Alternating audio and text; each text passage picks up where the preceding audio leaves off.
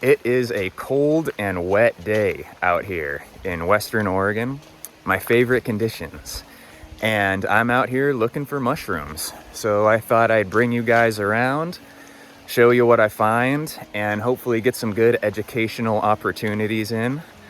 I'm optimistic. It's been raining torrentially here in this region of Oregon for the last couple of days. So I'm not sure what we're gonna find.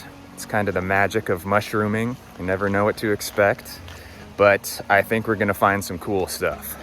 So come with me and let's see what we can find out here.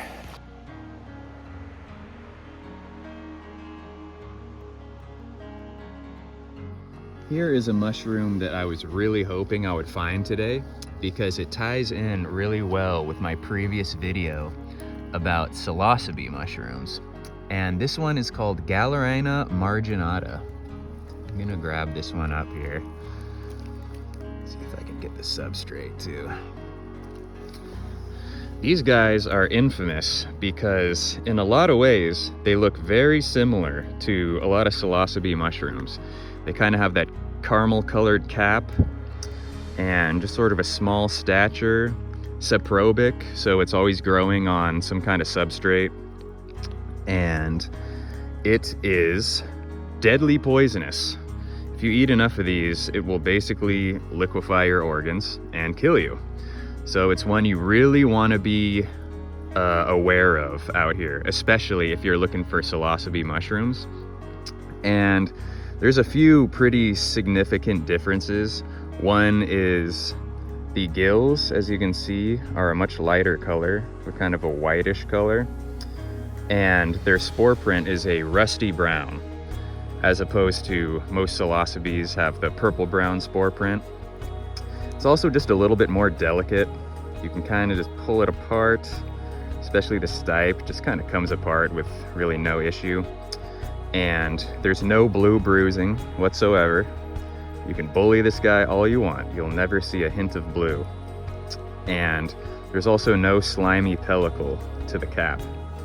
But this is one you really want to watch out for. It's called Gallerina Marginata because the margins of the cap kind of have this little bit of, it's kind of like teeth on the cap, if you can see that. But yeah, if you are inexperienced with looking for psilocybe mushrooms, you want to learn this mushroom very, very well. Because if you eat these, you can definitely die. And we don't want that out here. So I'm glad I found this. Gallerina Marginata. Avoid these guys. Learn, read about them, and avoid them. Once you know these and psilocybe mushrooms well, you'll be able to tell them apart pretty easily. But until then, they can look really similar, especially that cap, man. So watch out for these. Gallerina Marginata, aka the funeral bell. This little alcove here gives you a pretty good idea of the level of fungal life out here right now. Look, just wherever you look, so many mushrooms. But I want to zoom in on these guys here. This is a pretty common sight out here. These are puffballs. A lot of you guys probably know about these. You'll find these in sort of cityscapes too. These aren't just out in the forest. These guys will grow pretty much wherever they can. Very opportunistic, but they're super cool. I can already tell that this one's a little past its prime just by how soft it is. But these guys are edible when they're relatively young and when they're white inside. They mature and the spores kind of develop inside.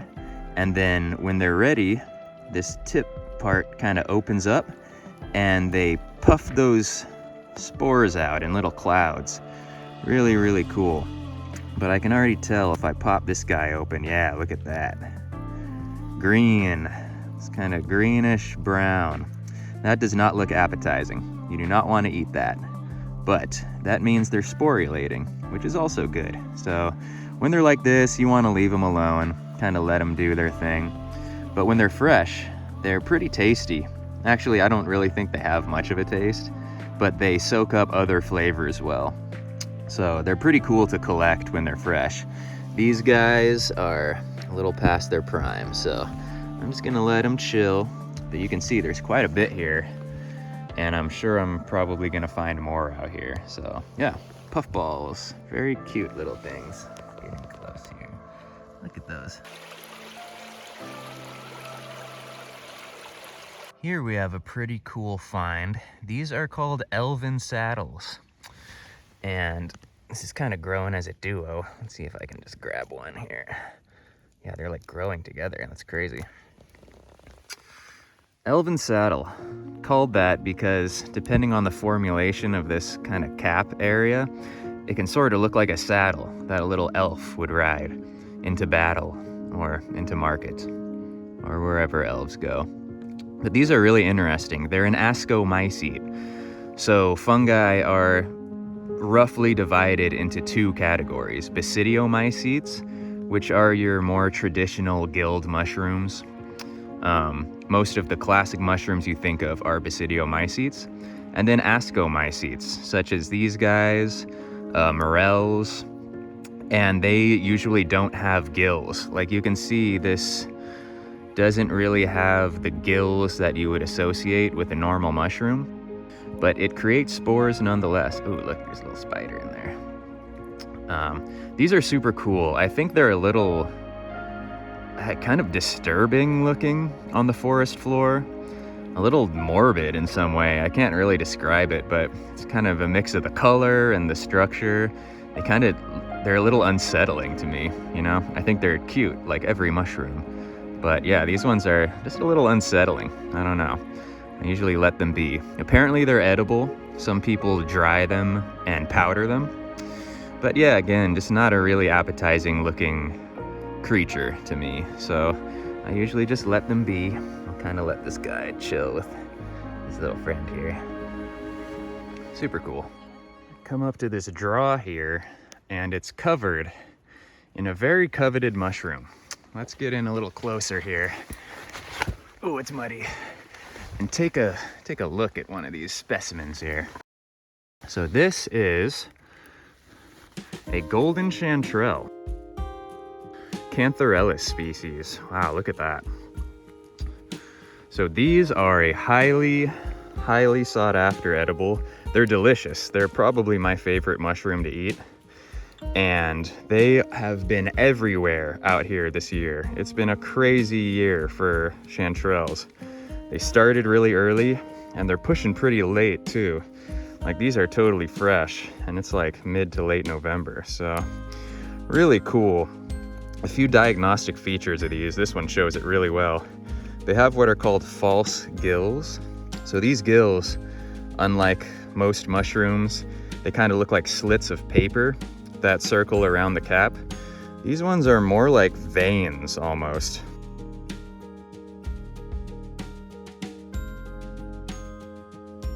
But that is very diagnostic of Cantharellus.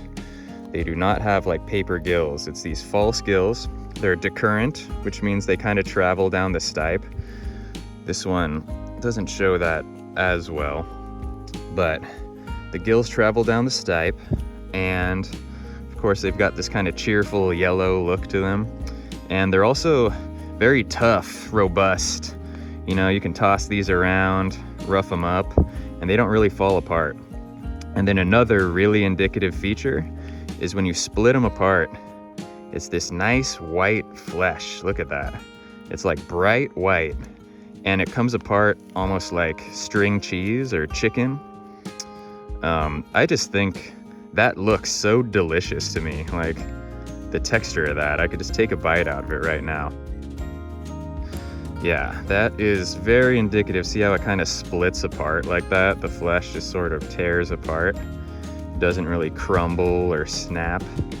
It just sort of comes apart like pulled pork or something.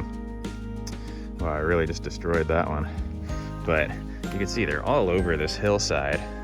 And there's some spots later in this trail that are, at least were, absolutely covered in these guys. You know, they're just everywhere here. Oops. Down the hill he goes. Let's grab this one. They also smell really good. Some people say they smell like apricots. I think there's a little bit of psychology going on there just because of their color and the kind of look like an apricot in a way. I think they smell pleasant, you know? They smell a little fruity and just generally very pleasant. Everything about them is appetizing to me. So, very cool.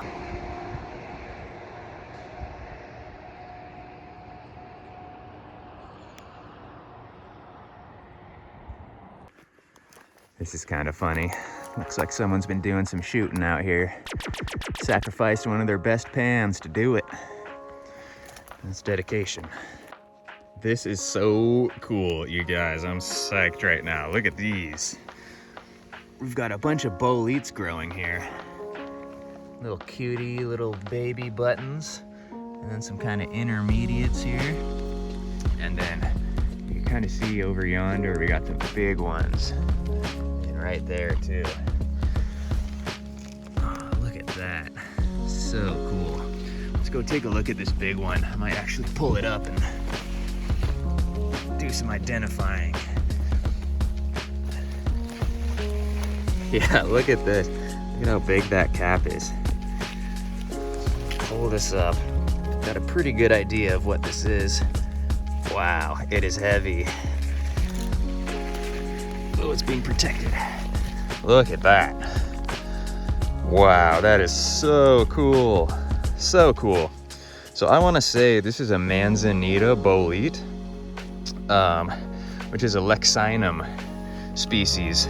And those are indicative by this stalk. If you can see, it's not smooth at all. It's kind of scaly and a little soft and slimy. And it kind of looks dirty in a way. This isn't dirt, it's just kind of part of the mushroom. But all Lexinum will have this stalk. They're called scaber stalks for this very reason. Thick, heavy. Of course, it's a bolit, so it's got this pore surface here that starts white. With these guys, it kind of gets gray as they age. And then it's got this bright orange cap. And this cap is very viscid, very slimy, but very tough too. This whole thing is pretty tough. Super cool. I mean, look at this thing. There's a few around here. I say this is probably a Manzanita Bolit because we definitely have some Manzanita growing in this region. But all along this little gulch, they're just growing. Like, let's get in a little more here. You know, there's a little baby right there. And again, there's more over there. Super cool. These are totally edible. From what I hear, they're not like choice in comparison to like Boletus edulis, the porcini, but you can definitely eat them.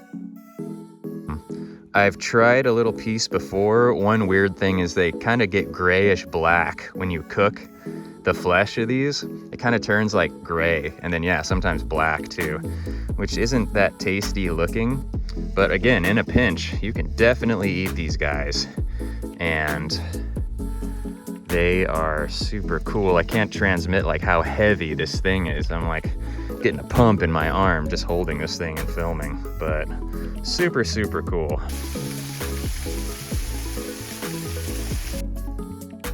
Pretty cool mushroom here. This is a coral mushroom, and they're called that because, so you can see, they look a lot like coral that you would find in the ocean. These are super cool. There's actually a lot of this out right now. And over here, there's a little bit more. These might actually be a different species. There's a lot of species of this coral mushroom. Some of it's edible, some will definitely give you diarrhea. So I don't really mess with them on an edibility standpoint. But they sure are cool to see, and sometimes they just grow so much and just cover the forest floor. Like, yeah, when you put these together, those definitely look different. Look like different species. Again, these are not my specialty by any means, but that's pretty cool. They're just kind of growing right next to each other. And these are ones where if you just look close, you can just get lost in these. They're so intricate and cool. So yeah, some coral mushrooms out here, aptly named. Here we have a pretty cool flush of a Suillus species, possibly Suillus gravelii, but Suillus indeed. And there's a lot of ways you can tell this is Suillus. It's slimy as heck. This thing is so slimy and slippery. A lot of times these are called slippery jacks. They're in the bolete family, so they got these pores on the bottom, and they grow prodigiously out here. There is a ton of Suilla species, at least in this area, but in general, they're very common. You'll see these, you know, at the mall along the planters, you know, you'll see these in town, and you'll see a lot of them. So they're pretty cool. They are a little gross to me just because they're so slippery. Most of them are edible, but you know, I just wouldn't unless it was like a survival situation. That said, if it was a survival situation, these would be great, because usually when you find them, it kind of looks like this, you know, it's like a nice big fruiting. There's a bunch more over there. But yeah, Suilla species, this is one you definitely wanna know, because if you're out in the forest, you pretty much for sure will see these. Look, you can see the slime just kind of dripping off of it. Super cool. So slippery. I mean, I can barely hold on to this thing. Look at that. My fingers afterwards. Suillas.